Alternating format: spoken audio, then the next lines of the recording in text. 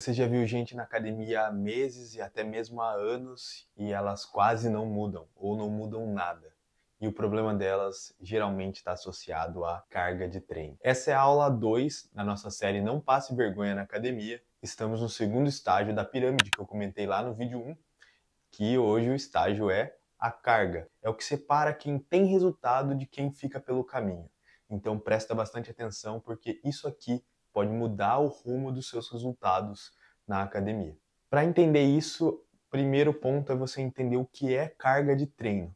E carga de treino é todo estresse, é todo o estímulo que é causado no músculo e como ele responde. Quando a gente pensa em todo estímulo que é causado no músculo, a carga nada mais é do que o peso que a gente usa. Porém, a gente pode dividir a carga em duas coisas: carga externa e carga interna. Essas duas dimensões, carga externa e interna, é o que separa também aquela pessoa que você vê que carrega muito peso, mas não tem um físico tão desenvolvido, e às vezes alguém que não levanta tanto peso, assim, não pega tão pesado, às vezes ele treina pesado, mas não treina com tanto peso, mas tem um bom resultado. Então eu vou te explicar o que é carga externa e o que é carga interna. E já vai fazer um sentido bem legal, que já pode dar algumas diferenças aqui em como você interpreta o seu treino, o desenrolar do seu treino. Carga externa é todo o peso que você coloca no aparelho. As anilhas, os halteres, qual é o peso daquele halter, quantos quilos tem aquele halter, a quantidade de plaquinhas que você coloca ali na polia ou no aparelho que você muda ali o pininho. Isso é a carga externa, é o que o seu olho vê, é o que é possível de contabilizar. Então, se por exemplo uma mulher vai lá agachar com 20 quilos cada lado, a carga externa daquilo lá são 60 quilos, 20 cada lado mais 20 da barra. Geralmente, a maioria das barras tem 20 quilos, mas em algumas academias ela tem outro peso. Mas é só um exemplo, gente. Então, para ficar bem claro, carga externa é o peso que você vê. Mas por que que às vezes então tem uma pessoa que levanta até mais peso, mas tem menos resultado que outras pessoas? Óbvio que tem um fator genético aí, mas não é disso que a gente vai falar. Eu vou falar sobre o outro ponto, que é o quanto dessa carga externa que os seus olhos veem estão sendo movimentada pelo músculo-alvo.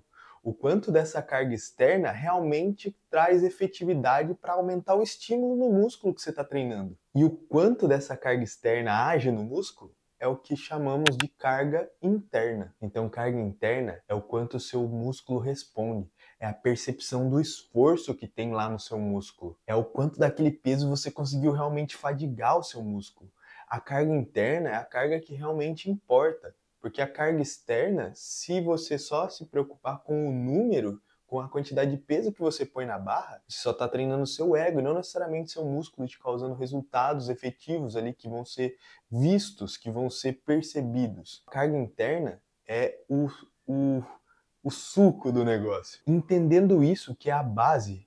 Então, recapitulando rapidamente, carga é todo estímulo que você causa ao seu músculo. Carga externa é o que você consegue ver, anotar, perceber, contar, e carga interna é o quanto o seu músculo realmente sente daquele estímulo. Você consegue perceber que uma pessoa que tem muitos anos de treino, ela vai conseguir com menos peso causar um efeito no músculo muito maior? Pega lá uma pessoa que treina há 20 anos, um cara de 30, 40 anos que vai fazer um supino, ele consegue com 30 quilos cada lado fazer um esforço no músculo peitoral dele tão absurdo que um cara que treina há 2 anos com os mesmos 30 quilos cada lado jamais vai conseguir. Também tem um fator de algumas pessoas ter uma capacidade de coordenação motora de conseguir sentir isso com uma facilidade maior. Mas uma maneira de você fazer a carga interna ser aumentada, você coloca lá o peso e fazer aquela carga externa, gerar uma carga interna maior, é você construir a sua base muito bem construída. Você vai ver que os 3 primeiros pontos da construção da base, da construção da técnica de execução, são coisas que vão aumentar justamente a carga interna. Por isso que é a base, por isso que a execução vem antes. Se você não corrige, se você não acerta nesse ponto, você pode colocar o quanto de carga que você quiser, que não necessariamente você vai ter um bom resultado. E às vezes, quando você coloca muita carga, fica mais fácil de se machucar. Mas vamos para o próximo ponto. A carga, ela é uma ferramenta. Entenda muito bem isso. Ela é uma ferramenta que acessa os mecanismos que geram hipertrofia. São 3 principais mecanismos. Presta bastante atenção nisso. O principal mecanismo para gerar hipertrofia é a tensão muscular, ou seja, você pega um peso e aquele peso, e vamos supor, 5 quilos, está gerando uma tensão no meu músculo. Essa tensão ela vai ser aumentada se a minha percepção dessa tensão for maior, ou seja, se minha carga interna for alta, se eu conseguir direcionar bem esse peso.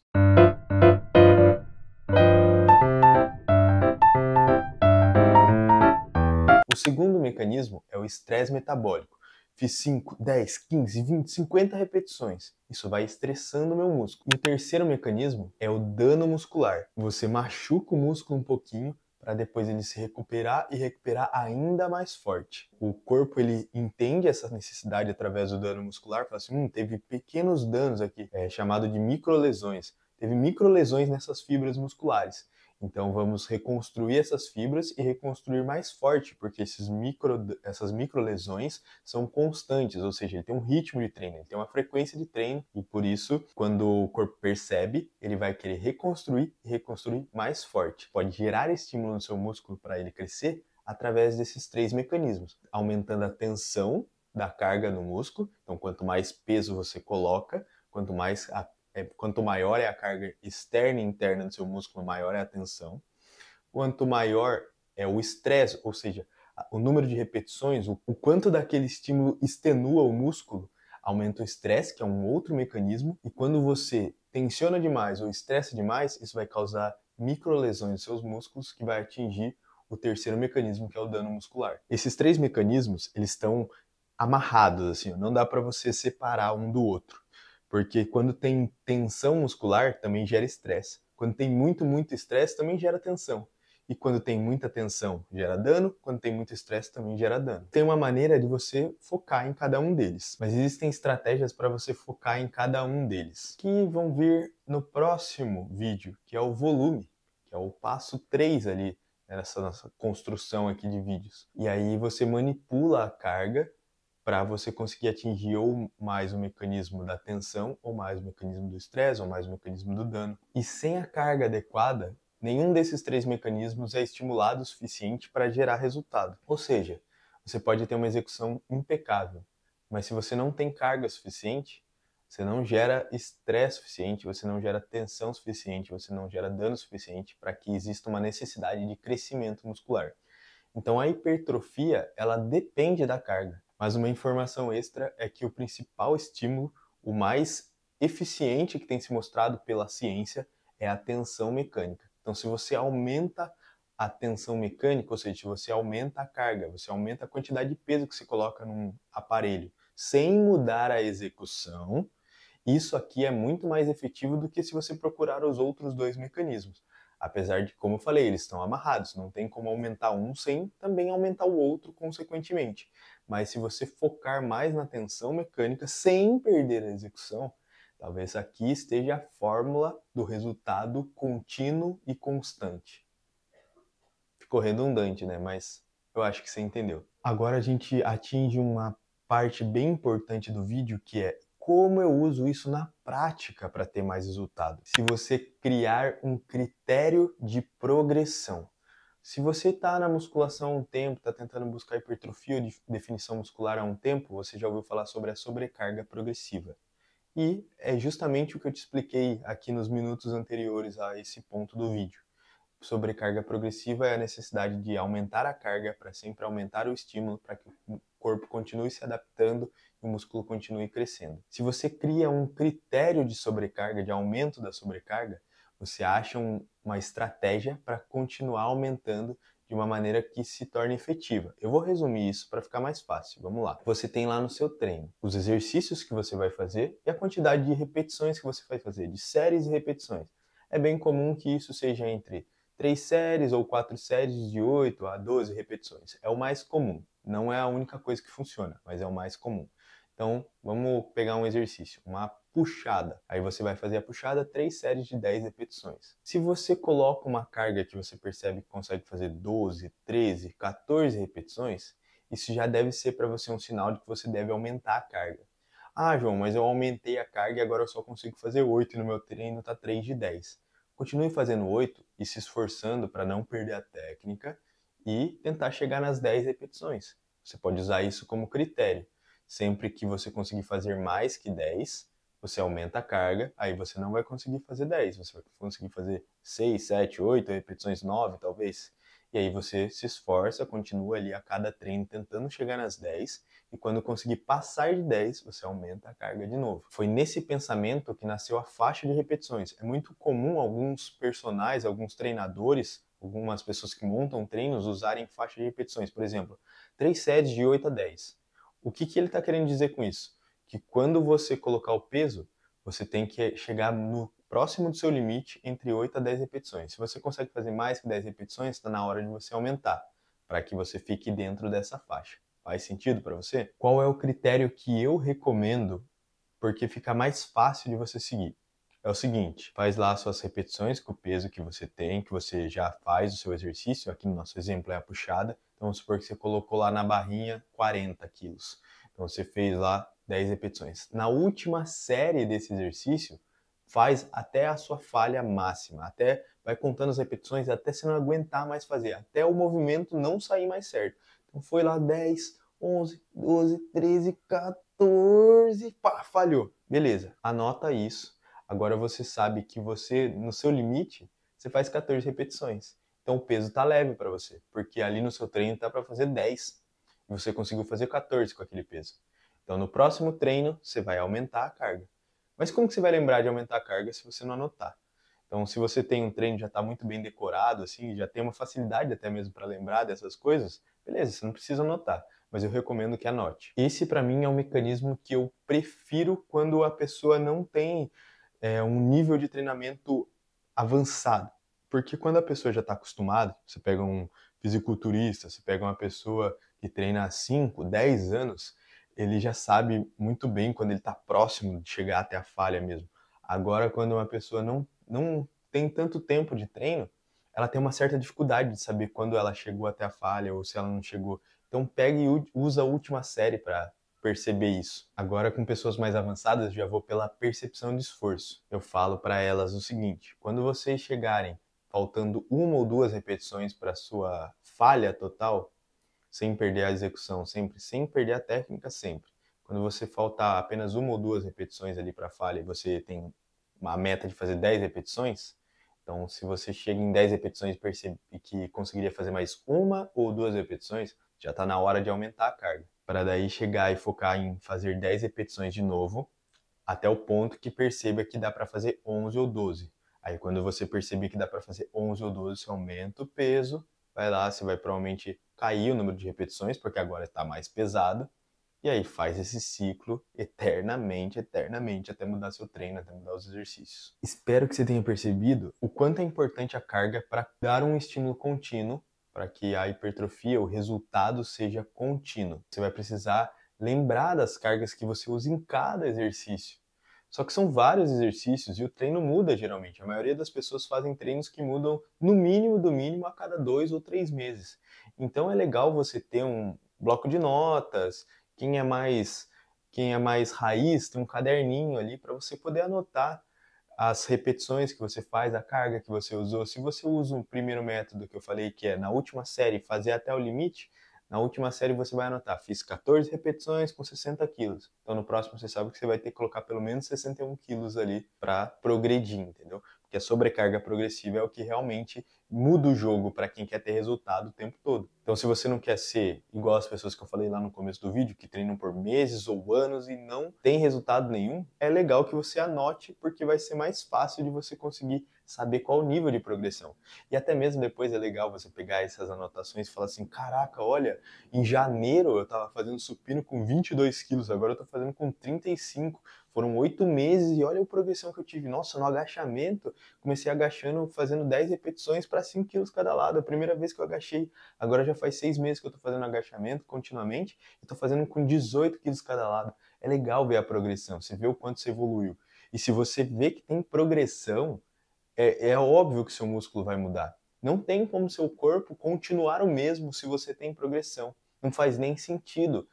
Mesmo que você esqueça toda a biologia, toda a fisiologia de lado e pensar só na lógica matemática, não tem como seu corpo mudar se você aumenta a carga continuamente. Para algumas pessoas que já treinam há algum tempo, isso é algo óbvio, mas na minha opinião, nunca é óbvio, porque para ser óbvio precisa ser falado. Agora seja óbvio, talvez. Só que quando a gente pensa na carga, vão surgir alguns problemas. E agora eu vou falar quais os problemas que surgem para que você não caia nesses problemas e não atrapalhe os seus resultados. O primeiro problema tem a ver com a pirâmide base, que foi a base de conhecimento para esse vídeo. Se você subiu de degrau, agora você não é mais um praticante iniciante, você é um praticante intermediário e está focando em entender a carga, em perceber as minúcias da carga para extrair o máximo de resultado que você pode. Se você, em algum momento, faz com que o aumento de carga te faça perder a execução, perder a técnica, talvez não valha a pena esse aumento. Porque se você perde a técnica, você perde direcionamento, você perde o quanto de estímulo, você perde a conexão entre carga externa e carga interna, entende? Você aumentou a carga externa, o quanto de peso as pessoas podem ver que você levanta, mas você diminuiu o quanto de peso o seu músculo percebe, quanto de peso estimula o seu músculo de fato. Se você deixa a técnica de lado, putz, você deu um tiro no seu próprio pé, porque a técnica é a base para conseguir o direcionamento. A técnica é a base para transformar carga externa em carga interna. A técnica é o que vai fazer uma pessoa aumentar o peso e realmente estimular melhor o músculo dela. Se você aumenta o peso e perde a técnica, você não aumentou o peso, você só inflou o seu ego. O segundo problema é não chegar próximo da falha. A falha muscular é o sinal que você dá para o seu músculo de que ele precisa melhorar algo. Quando você chega próximo da falha, ou até a falha de fato, é o único jeito que você tem de se comunicar com o seu músculo. Então, se o músculo entende uma linguagem entre o que você faz com ele e o que ele te responde, é através da falha. Se você não chega nem pertinho da falha, não existe nada que vai fazer o seu músculo mudar, se você não chega perto da falha. Agora, quando você começa a chegar próximo da falha ali, você cria uma comunicação com o seu músculo. Ele entende, eu estou entendendo o que você está querendo me dizer. Você está pedindo para eu ficar mais forte, né? Você está pedindo para eu ficar maior. Então eu vou começar os processos aqui para isso. Agora eu só preciso dos alimentos e dos nutrientes necessários para conseguir de fato ficar maior. Então entenda que se você não chega próximo da falha, a carga não vai ser suficiente, o estímulo é insuficiente para gerar resultado. E para você chegar próximo da falha, é justamente aumentar a carga que vai te permitir isso. O que é a falha, de uma maneira bem resumida? É quando você perde a técnica. Então se você está lá fazendo, você já acertou sua postura, todo o seu direcionamento, está fazendo um exercício, uma rosca direta aqui. Naquele momento onde você já não consegue manter a postura, quando você não consegue fazer uma execução sem manter toda a forma que é necessária para fazer aquilo. Isso é a falha. Aí existem técnicas que podem te fazer ir além da falha, o famoso roubo. O roubo é você, mesmo não tendo a técnica perfeita, ainda manter o máximo possível, com um pouquinho de roubo, né, para estimular um pouco mais.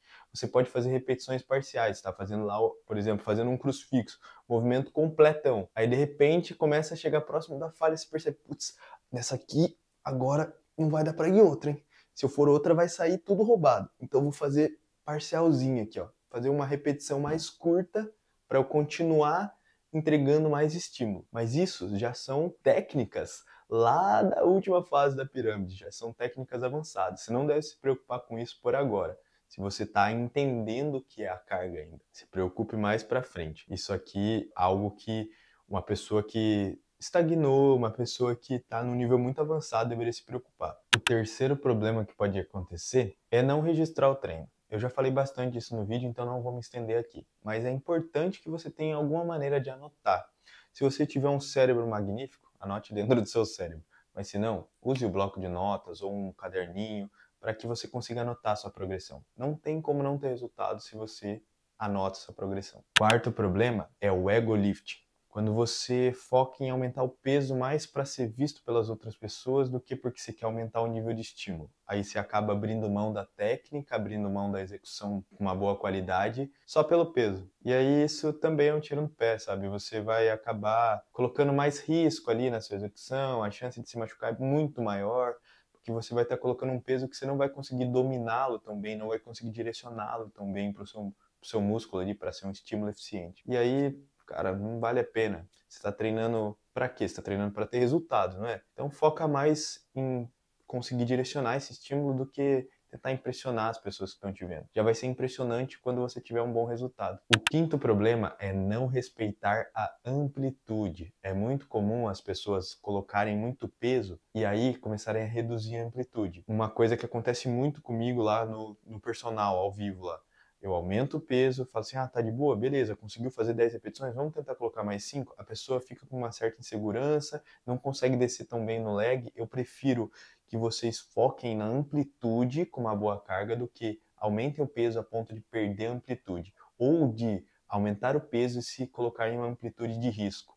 Eu, por exemplo, tive uma lesão muito séria por causa disso. Aumentei muito o peso, mantive a amplitude e rompi o meu músculo do peitoral, porque eu não levei isso em conta. Um pouco de ego também, talvez se eu não tivesse levado tanto em consideração o peso e mais focar no estímulo, eu não teria aprendido essa lição na marra. Então eu falo isso para vocês não sofrerem o que eu já sofri. O sexto erro é ignorar sinais de fadiga, principalmente fadiga nos tendões, nos ligamentos, nas articulações. Os músculos, eles é quase como se eles se recuperassem mais rápido do que os tendões. Se você começa a aumentar a carga constantemente, os seus tendões não se recuperam o suficiente. Quando eu lesionei o peitoral, por exemplo, eu tinha treinado já peitoral na semana, eu treinava nessa época apenas uma vez na semana, acabei indo treinar com um amigo e ele ia treinar de novo e eu ainda com o músculo fadigado fui lá e coloquei uma carga que eu já fazia, mas que ainda estava fadigado e foi esse o motivo da lesão. Muito peso, com muita fadiga. Um erro muito comum é ignorar os sinais de fadiga. Nem todos os dias você vai estar bem para dar o seu melhor. Aprenda a respeitar isso, você vai ter uma carta na manga para não arrumar lesões desnecessárias. E o sétimo erro é não fazer deload. Quando a gente organiza o treino em etapas, é uma fase onde você faz um treino mais levinho, justamente para dar tempo do seu corpo se recuperar como um todo, para que você continue progredindo. É muito comum, se você começar a escalar uma montanha, por exemplo, você tirar um tempinho ali para descansar, retomar o fôlego, e aí continuar escalando a sua montanha de resultados. Esse tempinho ali não quer dizer que você vai ficar parado necessariamente. Quer dizer que você vai dar uma aliviada, você vai dar um estímulo mais baixo, você vai fazer com uma carga mais de boa, para daí dar tempo de recuperar o músculo e os tendões por completo e você continuar podendo progredir ali bem, entendeu? Para ter o máximo de resultado que você está buscando. Tem até um caso curioso de um aluno que eu sempre olhava para ele e via que ele tinha uma boa genética. Mas ele treinava, era um aluno de consultoria, então eu não via não via ele presencialmente, igual os alunos de personal. E ele treinava bem, pô, ele postava os vídeos lá, eu via que ele tinha uma boa execução, ele usava uma boa carga, mas ele, sabe, não via nenhum resultado. E eu já tinha conhecido pessoalmente, e quando uma pessoa tem genética, a gente que já está acostumado a lidar com tantas pessoas, são tantos treinos que a gente monta para tantas pessoas que têm resultado, que você já tem um feeling nos olhos ali de olhar para a pessoa e saber que ela tem uma genética. E ele não evoluía. Aí eu fiquei pensando, ele até fez mudar como funcionava o meu trabalho, porque eu falei assim, eu preciso achar o motivo pelo qual essa pessoa não evolui. Porque se ele que tem uma genética não evolui, como que eu vou ajudar as pessoas que têm uma genética que já não é tão favorável?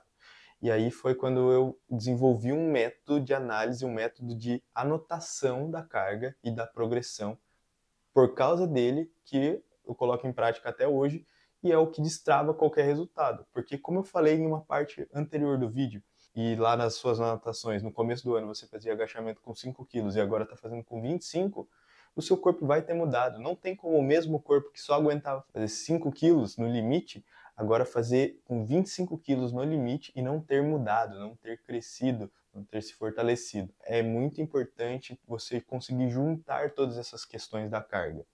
Anotar a carga, ir até a falha, não deixar o ego vencer e você distanciar a carga externa da carga interna. Você tem que tentar sempre fazer um equilíbrio. Se você aumenta a carga externa, que é o peso que você está colocando a mais no aparelho, você tem que tentar aumentar o quanto disso gera de estímulo no seu músculo, ou seja, de carga interna. Para isso, você vai voltar no passo anterior, no vídeo anterior, que eu falo sobre o direcionamento e o quanto isso é importante. O direcionamento é o que garante que a carga externa e a carga interna fiquem equilibradas. E qual é o próximo passo? O próximo passo é o passo 3 da nossa pirâmide ali, o estágio 3, o patamar 3 da pirâmide, que é o volume de treino. É o volume de treino que vai expandir o estímulo e vai te levar além. Então, o primeiro ponto para você treinar bem e não passar vergonha na academia é dominar a técnica de execução e depois dominar a carga que você usa. Se você treina bem, faz uma boa técnica, mas usa uma carga que é nítido que você não está chegando nem próximo da sua falha, que você não tem um resultado que vai ser extraído daquela carga que você usa, você também está, de certa maneira, passando vergonha na academia. Não tanto quanto quem executa errado, mas as pessoas vão te olhar e falar assim, pô, é nítido que aquela pessoa não evolui. É fácil de identificar o porquê ela não evolui. Porque ela não leva a ter uma séria carga e o quanto isso é importante. E depois que você dominou isso, o próximo passo é o volume, para a gente expandir seus resultados. Então eu te encontro no próximo vídeo para a gente falar sobre o volume de treino. Ah, eu quase esqueci, eu sou um youtuber recente, então compartilha esse vídeo para atingir mais pessoas e manda para alguém que você gosta e que você quer que tenha mais resultados, que está lá na academia faz tempo e ainda não teve o resultado que ela merece. Ajude as pessoas, não tem nada melhor do que ajudar as pessoas.